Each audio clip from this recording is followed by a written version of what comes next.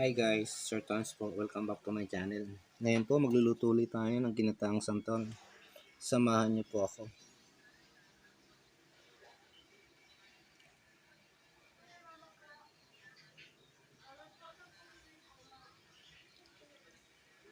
Ngayon na natin yung mga ricado na gagamitin natin sa ginataang santol.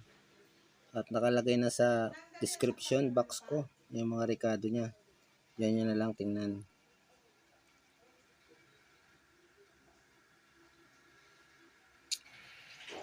Unang gagawin natin, igigisa muna natin yung bawang. Hihintayin natin maging brown yung bawang. Nagutom ako. Papa, nagutom po ako. Kung nakita nyo ng brown yung bawang, susunod na natin yung sibuyas.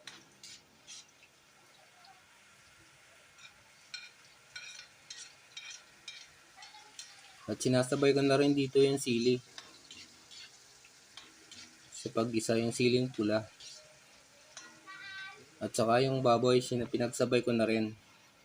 Ngayon, ilalagay na natin yung kinayod na santol.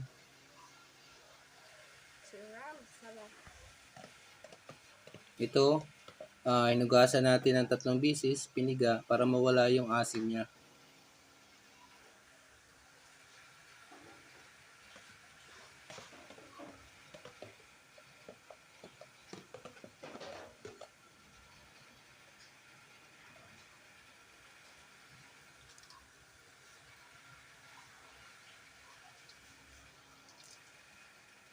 Tapos ilalagay na natin yung natitirang ricado. Ito yung ginisa mix. At saka yung pork cube.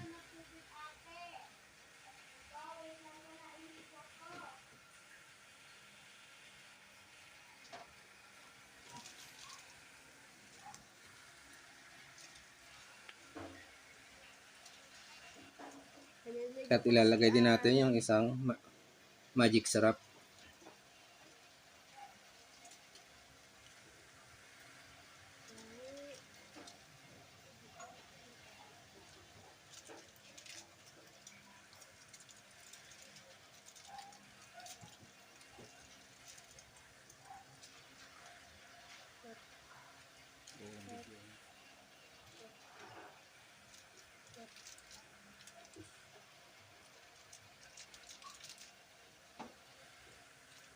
Ganito lang ang pagluluto ng ginataang santol.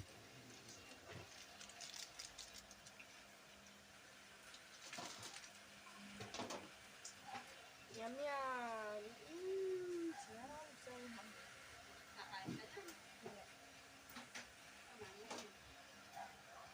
Ano ba yan? Ano ba ito? At i-add na rin natin yung oyster sauce. Ano po nilito mo, Papa po?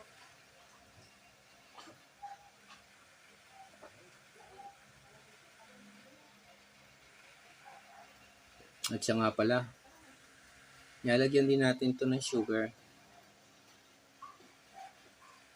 Grabe rami kasukan.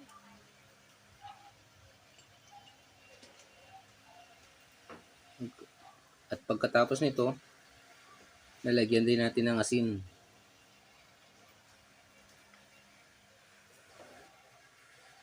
Pagkatapos natin lagay ang asin, hayaan natin kumulo. Tapos ilalagay natin yung pangalawang gata at tatakpan uli natin. Hihintayin natin na lumabas yung oil ng nyog o ng coconut milk. Pagkatapos nun, isusunod na natin yung unang gata. Ito na. Yan mga guys, nakikita nyo, yan yung nilagay natin na pangalawang gata, lumabas na yung gata niya. Ang isusunod naman natin, yung unang gata, yung purong-puro. So, hihintayin uli natin na maluto yung gata niya at lumabas na talaga yung oil ng coconut milk. Tapos, hintayin natin na kumati na ito at mawala na yung sabaw niya. Ganun lang ang pagluluto ng ginataang santol.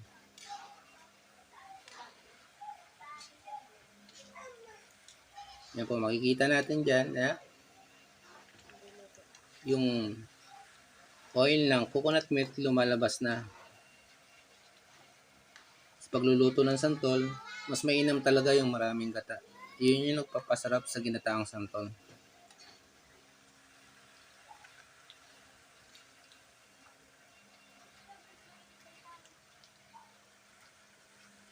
Yan guys, hintay lang natin na kumati yung sabaw niya at lumabas yung coconut oil niya. Yan po, makikita nyo guys. Ayan na po. Kati na siya, luto na siya. Ito na po ang ginataang santol.